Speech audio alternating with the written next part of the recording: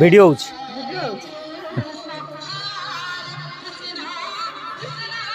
आज्ञा यहाँ हूँ मोर कुशियापाड़ ग्राम पंचायत खसापड़िया गाँ देखंतु आज रथ को स्वागत करने मोर एसएचजी माँ माने किपरि साजसजा करी समस्ते अपेक्षा करचंती एवं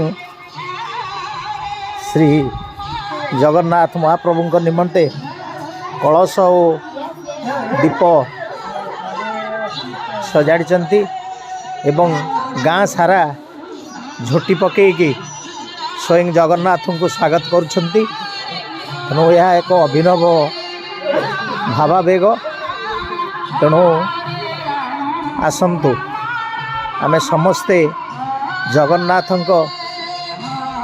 भक्तिपूत श्रद्धांजलि रे उद्बुद्ध हवा।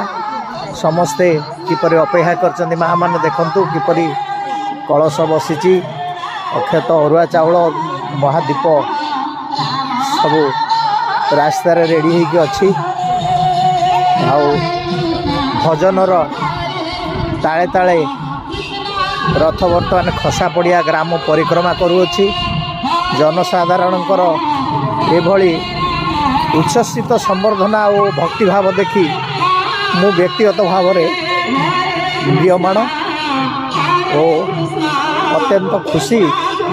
जाओ बहुत स्वल्प समय भितर आम ये जो कार्यक्रम टी आमर समस्त पीआरआई मेंबर समिति सभ्य सरपंच जिला परिषद एवं मुख्यतः जनसाधारण सहयोग जी सक्सेस कराई पारी मु तार एक झलक आपण मानक देख। तेणु समस्ते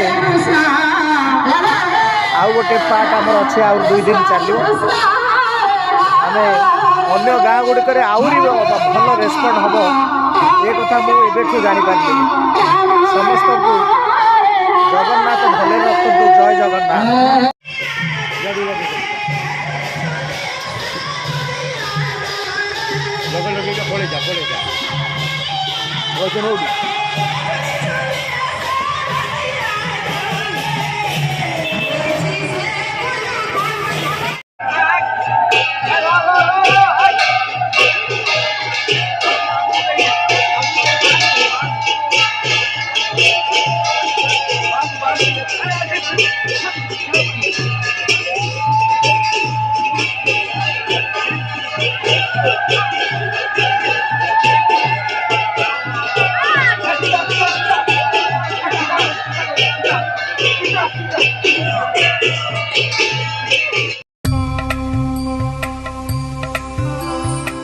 भक्ति रे थाए शक्ति। भक्तर प्रतिटी इच्छा को पूर्ण करती भगवान आउ भगवान प्रति निर्देश को पालन करिबा भक्तर धर्म। एई जेमिति महाप्रभुଙ୍କ इच्छा को रूप देबाकू निष्ठार सह प्रचेष्टा करिसेंती तांको परम भक्त नवीन पटनायक। जगन्नाथ ओडिया जातिर सबुठु बड़ परिचय। आम इतिहास आम ऐतिह्य आम संस्कृति आम परंपरा सबु किछि महाप्रभु को आधार करी गढ़ी उठिछि। स्वयं जगन्नाथ ओडिया अस्मितार प्रतीक।